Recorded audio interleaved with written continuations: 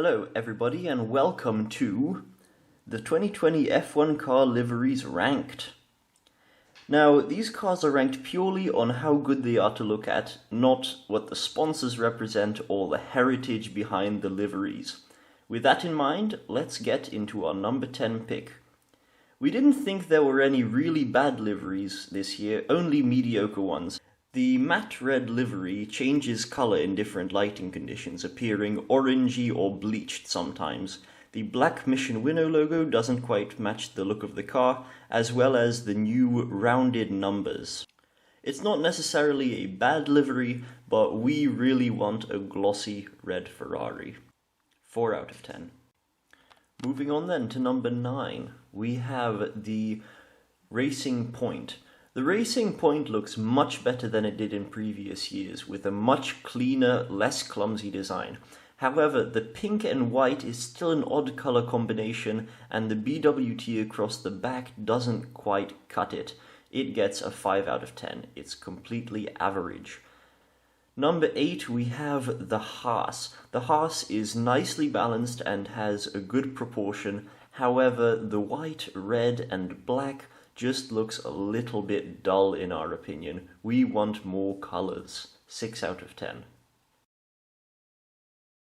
The Red Bull livery hasn't changed since the last few years, however it still looks very good. It's vibrant, it pops, and the Red Bull logo on the top and on the nose cone look fantastic. It gets a 7 out of 10. Next up we have the Williams Rocket Racing. Certainly an improvement upon last year's car, it still doesn't look quite as good as the top numbers on our list. The red and the blue look nice, but they're a little bit clumsily connected around the side, and it just looks a little bit messy. However, it's good enough for a 7 out of 10. Moving up into the top 5, we have the Alfa Romeo. We don't think this car looks quite as good as it did in 2018 or 19, with the Orlan logos looking a little bit clumsy and the thick red stripes along the nose also making it look a little bit messy. We do like the burgundy color though, and it's good enough for a 7 out of 10. In 4th place we have the McLaren. This is another car that doesn't quite look as good as it did last year. Last year's car looked extremely vibrant, and although this one still maintains the blue and orange with an orange halo to boot, it doesn't quite look as vibrant as last year. It's good enough for an 8 out of 10.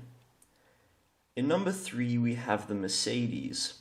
We think that apart from the red implementation, this actually looks better than last year, with the larger, more pronounced Mercedes logos around the back. However, the Ineos sponsorship just doesn't fit the rest of the car, and it gets an 8 out of 10.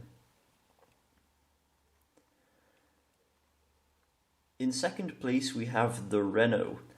It hasn't changed much since 2018 or 19, but the new nose cone really fits this livery and completes it.